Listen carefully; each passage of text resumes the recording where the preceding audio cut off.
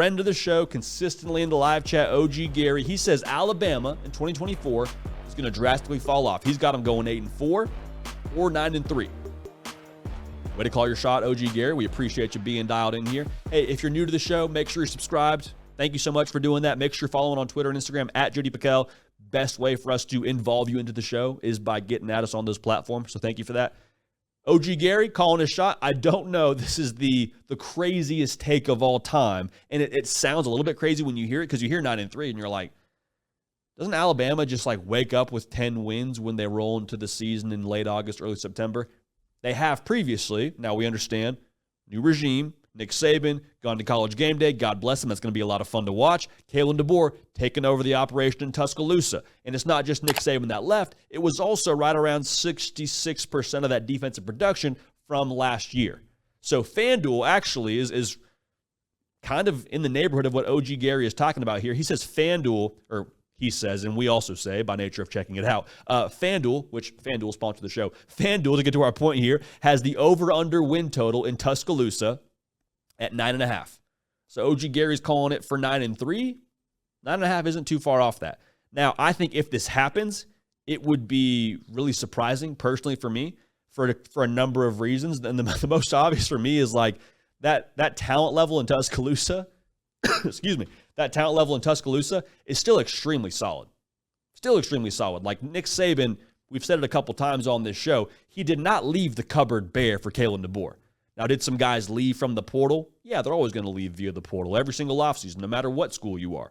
But the guys that are left, just because they haven't played a ton of snaps just yet in Alabama, doesn't mean they weren't 4 or 5-star guys when they signed there out of high school. So if this does happen, if they fall in that 8-4 territory, it means that they had real struggles, I believe, on the defensive side of the ball. And those talented guys that we talk about a lot, your Zabian Browns, they probably had a tougher learning curve, and maybe, just maybe, that was the Achilles heel to the team.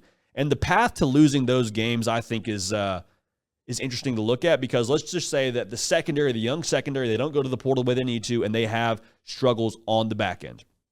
It means that the games where they had a talent advantage from a top-to-bottom roster perspective, those matchups were the difference maker.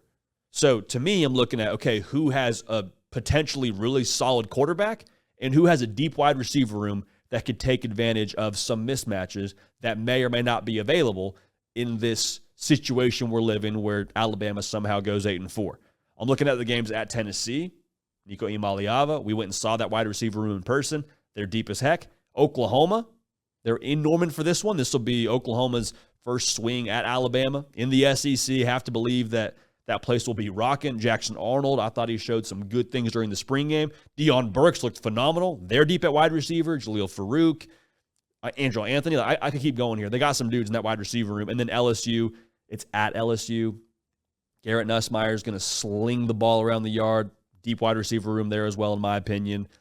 If they were to somehow go 9-3, 8-4, those games I'm keeping an eye on for the reasons I just mentioned. Quarterback play, wide receiver room. But the most losable games, I think, are Georgia, even though it's in Tuscaloosa, best roster in America, and it's Kirby Smart. Okay, so that's, in my opinion, I think it could be your most losable game on the schedule. At LSU, just mentioned Garrett Nussmeier, just mentioned that wide receiver room. We talk about quarterback play and how it can hurt Alabama, but even with that being said, Brian Kelly, you know what he's going to bring to the table. The last time they were in Death Valley, it was at night. I have to believe it'll be the same deal for LSU. I mean, if they don't make that a night game, we don't have Herb Street Fowler on the call. What are we doing? So that'll be electric. That'll be tough. And then who knows with a couple of these other games, man. Like Auburn, I don't expect Auburn to be favored over Alabama when they play. But even so, like, it's Auburn. Weird stuff happens. Doesn't matter what their record is. For either side, it's going to be a weird game. That one is at Bryant-Denny, so probably helps things. And then any of those road games I just mentioned where you play a good quarterback. 8-4 to me would be very surprising. Like 9-3, you could talk yourself into Georgia, talk yourself into LSU, and then they play Missouri too, and that could be interesting with Missouri probably being a top 10, if not fringe top 10 team this upcoming season. 8-4 would mean the offense really struggled. 8-4 would mean that the Kalen DeBoer, Jalen Milroe marriage did not go as planned, and things just totally spun out of control. Now, I don't think that's going to happen.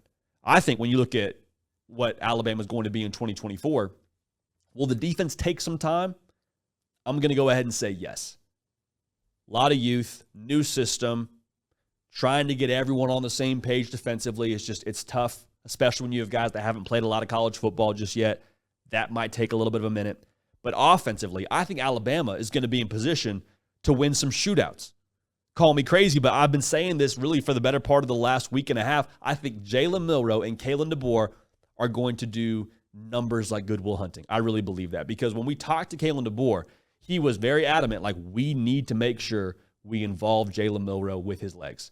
Like, he's special, he's different. Because of that, we got to make sure that we bake that into our offensive scheme. And then the way they're going to set him up for success pre-snap, they're not going to ask Jalen Milroe to be Peyton Manning back there.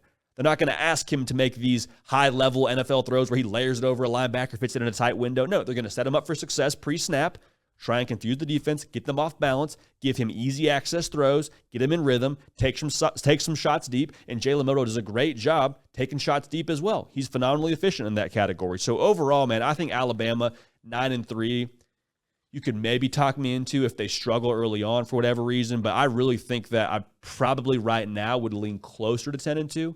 We'll see where we are when we get to August and we have our win-loss record prediction, but 8-4, tough to sell me on. 9-3, I could see it, and FanDuel could see it as well. But again, bottom line, I think Alabama's not going to have some massive drop-off, and I think Jalen Milroe and Kalen DeBoer will be magic in every single sense of the word. Hey y'all, thanks so much for watching. Subscribe to the channel here to make sure you don't miss an episode of The Hard Count. Also be sure to check out other videos on the On3 YouTube channel.